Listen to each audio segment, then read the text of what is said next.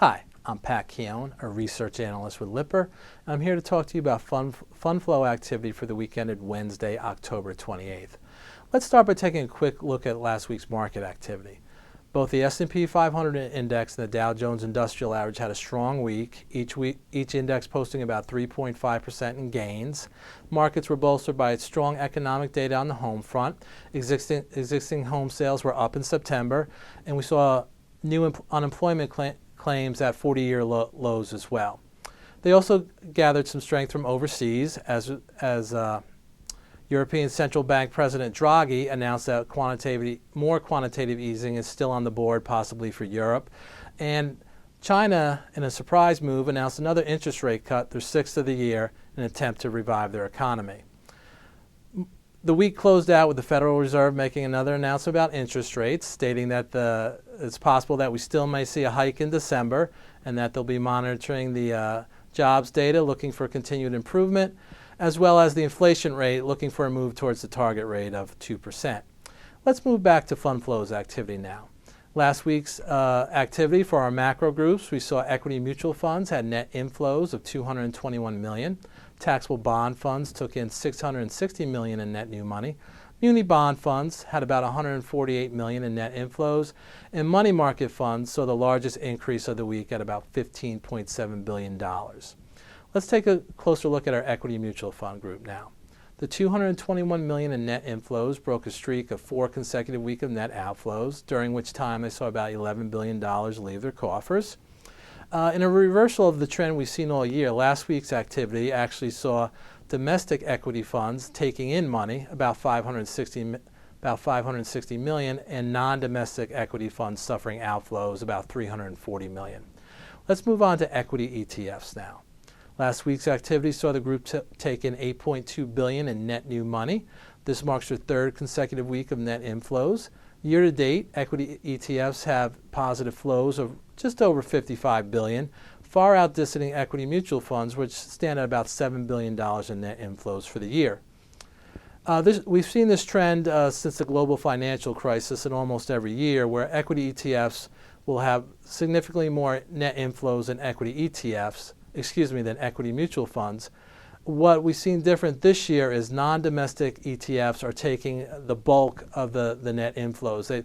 They've had roughly $64 billion in positive flows this year, as opposed to the domestic ETFs have seen about $8 billion leave. This is a reversal of the trend. We've never seen this wide a gap between the two, where non-domestic taking in this much more money than domestic, and the last time it's happened at all was in 2010. So a little bit of a reversal of the current trend here. In this week's activity, the largest net inflow belongs to the Spider S&P 500, which took in $2.5 billion in net new money. While on the outflow side, we see iShares Russell 2000 ETFs saw about $1.4 billion leave.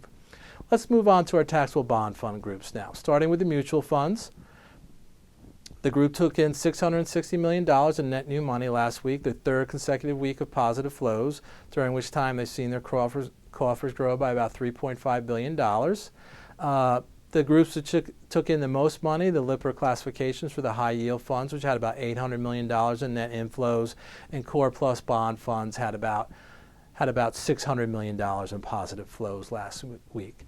Moving on to the ETF side for taxable bond funds, we see the group had net outflows last week, approximately $228 million left. This broke a streak of 3 consecutive weeks of net inflows. On the outflows, we see 2 treasury products having the largest outflows. The iShares 7 to 10 had about $600 million leave, and the iShares 3 to 7 saw about $410 million leave. The largest inflow on the week belongs to the iShares iBoxx High Yield Corp, which took in about $750 million. Moving on to our next category, muni bond funds. Group took in $148 million in net new money last week, their 4th consecutive week of net inflows, during which time they've had about $1.3 billion in total in net new money join. Once again, we see high yield muni debt funds leading the way with $181 million in net inflows for the week, and overall for the year to date, High yield funds are up about $900 million. High yield muni funds are up about $900 million. Let's move on to our last category now, money market funds. As stated earlier, they took in the largest amount of net new money this week, about $15.7 billion. This is the 5th week out of 6 that they've had positive net flows.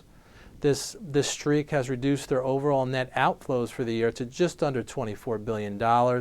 And the major players last week were the institutional money market funds, which took in $11.6 billion in net new money. Well, that wraps up this week's report. If you'd like to take a closer look at the data for yourself, please join us at www.lipperusfundflows.com. And please join us here again next week where another analyst will be talking to you about that week's fund flows activity.